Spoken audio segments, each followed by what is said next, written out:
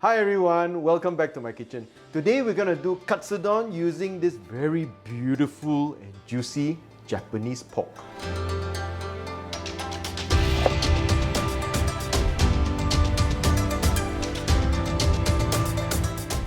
So in order to make a really nice katsudon, we need to make tonkatsu, which is basically breaded pork loin. This kind of pork loin is not very easy to get at the local wet market because the Chinese don't cut the pork this way.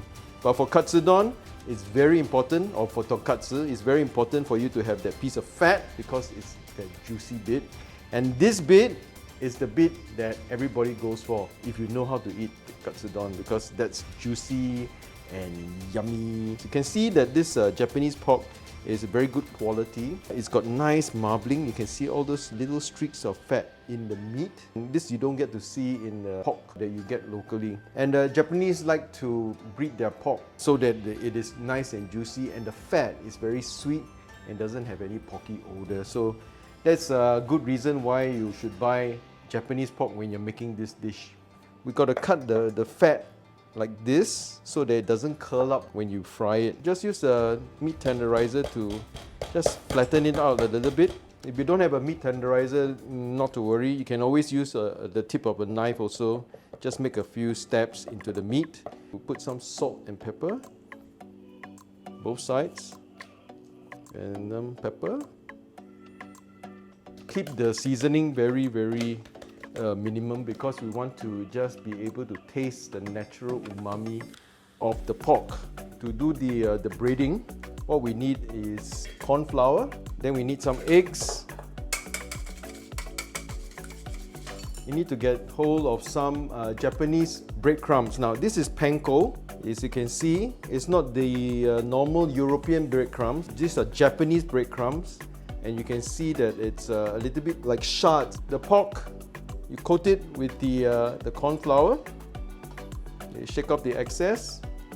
Okay, so the pork is wet, corn flour is dry. So wet, dry. Now this is dry. Goes into the egg, which is wet, and then after that goes back into the dry. Give it a gentle press. So once your pork is breaded, we are going to deep fry it.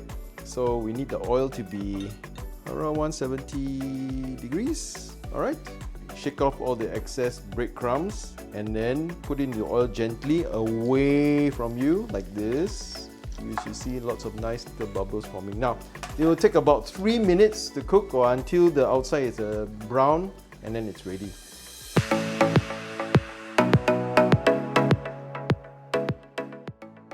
Okay, you know your pork is done when it starts to float up like this. And then the crust is nice and golden like that.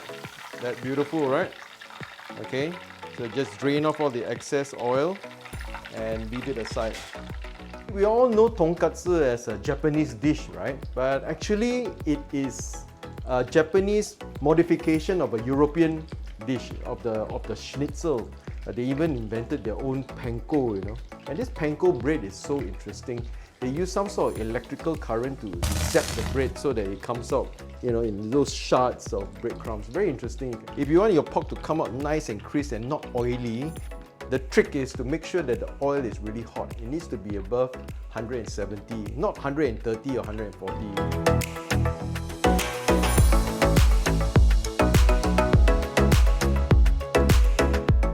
All you need is some water. I got 300 ml of water. We put some dashi, shoyu. This is a Japanese soy sauce, some mirin, and sugar.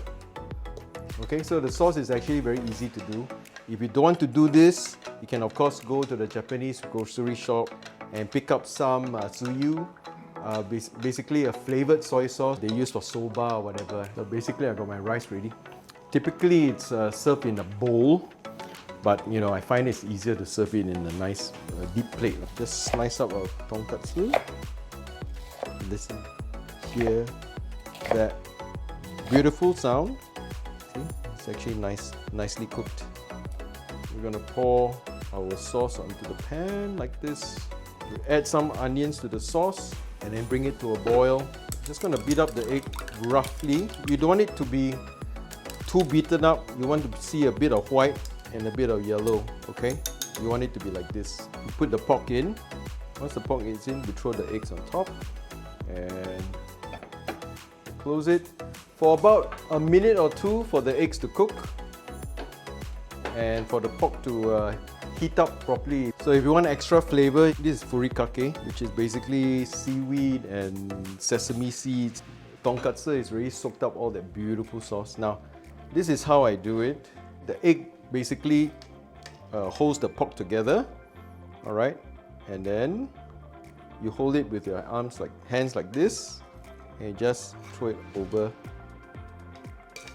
the rice. And garnish it with a bit more of the furikake if you like. And then of course some green onions. And you have yourself a meal fit for a king. Now it's time to eat. Those of you who know how to eat tonkatsu know that this part is the best part. And this part is my daughter's favorite part, so I'm gonna leave it for her. I'm gonna take the lean part because first of all, she loves it so much, and second of all, you know, when you are a bit older, you're looking after your waistline. Look at that, nice and juicy. It's so good.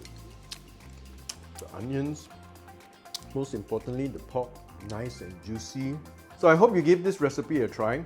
You're gonna have maybe a little bit of problem trying to find the kind of pork loin, but it's quite easy if you look online. Go and look specifically for Japanese pork. When you buy pork loin for tonkatsu, they know exactly how to cut it for you. Okay? So until next time, happy cooking.